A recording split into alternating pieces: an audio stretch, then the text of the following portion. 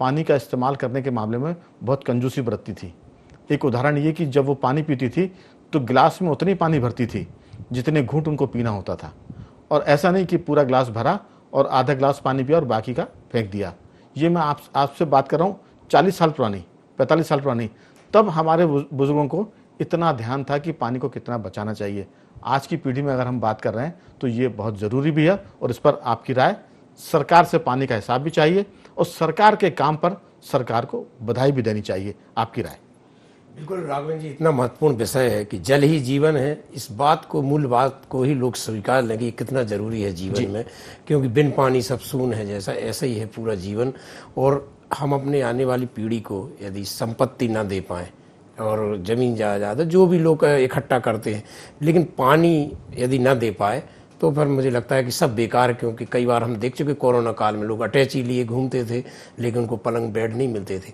यदि स्वास्थ्य है, पानी है, ईश्वर ने भी वो चीज़ें आपको निःशुल्क दी हैं, ऑक्सीजन, पानी, जो आपके लिए बेहद ज़रूरी है, मतलब जिसके जीवन, तो उसका हमने धीरे धीरे जैसे हम बढ़ते गए, विकास के नाम पर दुरुपयोग बहुत हुआ। पहले एक लोटे में लोग गांव में फ्रेश होके आ जाते थे, अब वो फ्लैश चलता है, नहाने के लिए शावर चलता है। तो जो एक तरफ बचाने का पानी और दूसरी तरफ पानी रोकने का, दोनों अभियान एक साथ होना चाहिए।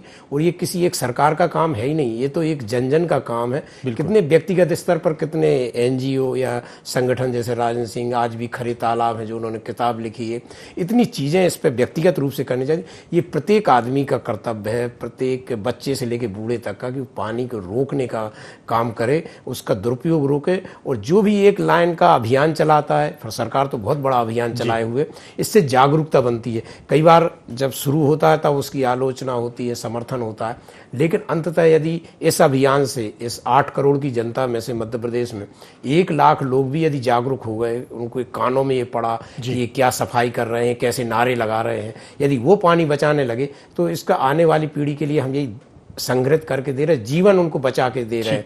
नहीं तो जो विशुद्ध की बातें हो रही हैं, और हम देख भी रहे हैं कितना संकट है पानी का। तो मुझे लगता है कि ये बहुत अभियान ऐसा है जो निरंतर चलना चाहिए, ये समापन की विषय नहीं है। ये रितेश जी, ये समापन का विषय नहीं है कि 3 महीने के बाद समापन हो जाए। निरंतर पानी के बचत की जरूरत है।